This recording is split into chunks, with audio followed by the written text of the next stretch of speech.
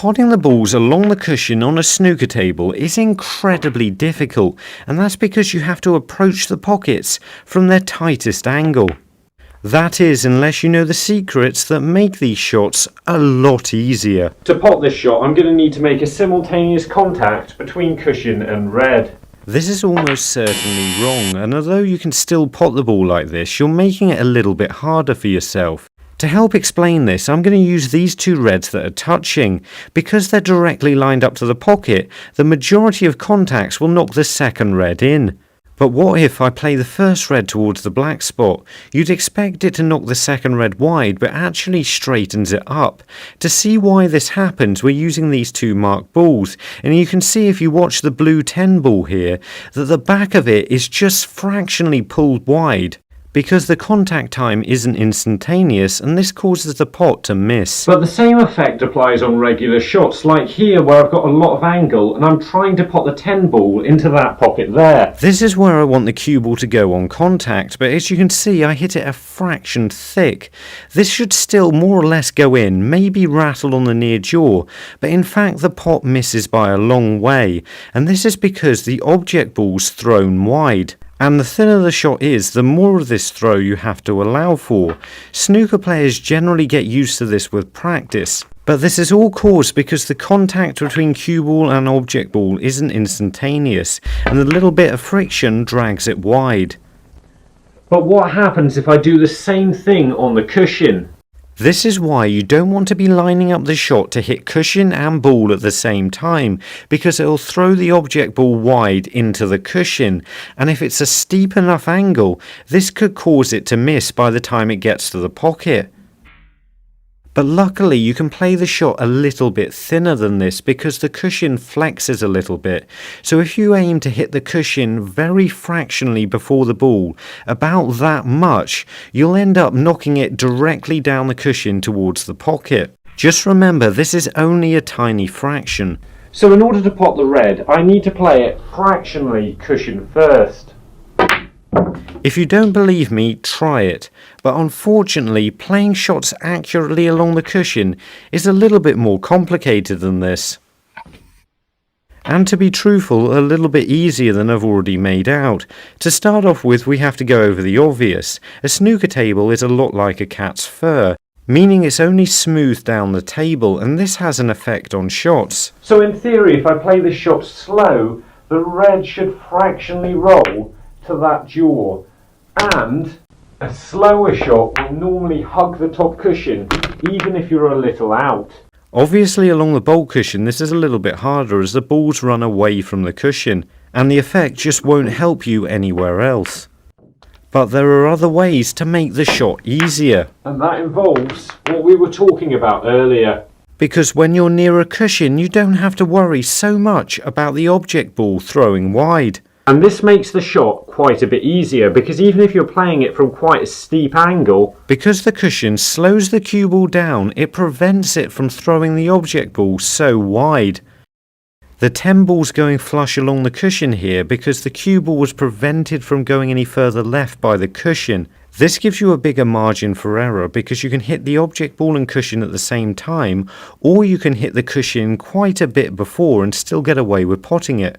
But you're better off hitting the cushion just a hair before the object ball, unless you're using side spin. The crucial thing to note here is if you play a shot with side spin, it throws the object ball in the opposite direction. So left hand side throws the object ball to the right here. So if you use exactly the right amount of side spin, it'll basically eliminate the throw. The thinner the shot, the more side you're going to need. But if you get it right, you can play it dead in line and it'll go straight to the pocket. You can see on this shot I actually get the cue ball exactly in the right place, and the spin perfectly counteracts the throw.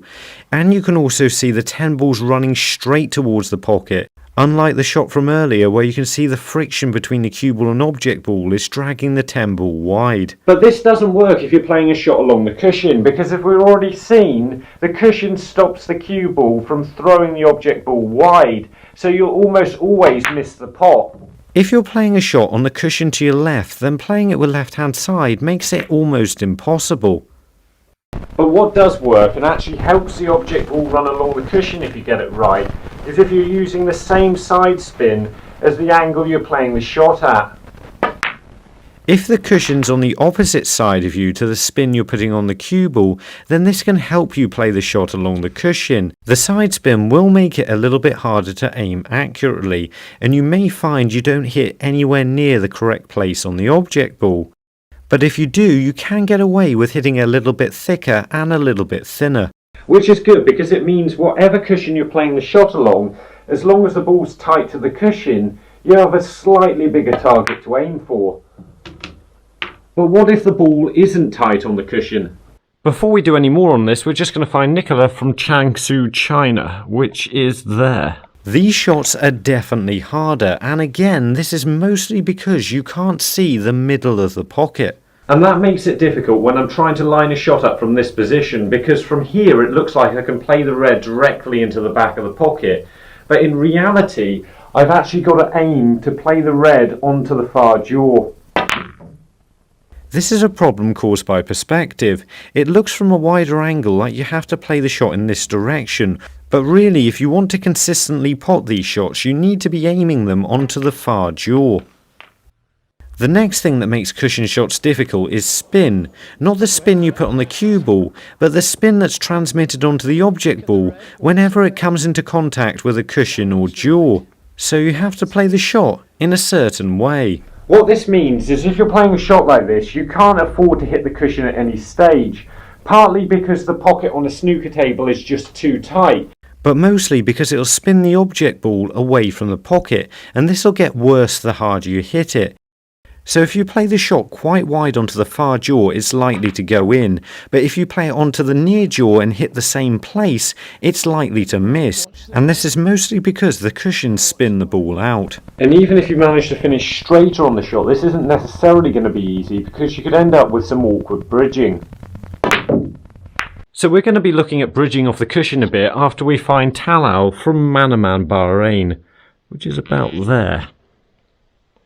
With these shots, you need to adjust your bridge depending on how close the cue ball is to the cushion. When you're playing a shot off the cushion, you don't want to be striking down from too high or getting your bridge hand in the way of the cue ball somehow. You want to keep your bridge hand as low as possible and run the cue between your first finger and thumb, hopefully fairly parallel to the cushion. And lining the shot up isn't quite the same either. When you're playing a shot off the cushion, it might look like you're playing it with a lot of side spin, or you might be playing it with a lot of side spin and not realise it. To find out, just play the cue ball up and down the spots, but play it from back on the cushion, and what you discover might surprise you. If you're a little bit further away, I never really think it matters what position your fingers are on the cushion, as long as they're stopping it moving from side to side. I usually think this is a fairly easy shot to get right. The only other thing I'd suggest learning for when you've got shots that are this close to the cushion is if you want to play a power shot, sometimes your cue drops off the back of your bridge very easily. So what I'd suggest doing is learning how to put your fingers on the table like this and give yourself a little bit more space. This takes a bit of practice before you can actually get it steady, but once you do, it's a lot easier to play shots with a bit more power. We've talked quite a bit in this video about aiming correctly and playing shots with side spin, so if you want to find out more about that, have a look at these two videos. And remember, don't just watch, play, and make the commitment to becoming a better player by subscribing to the channel and visit the website. See you later.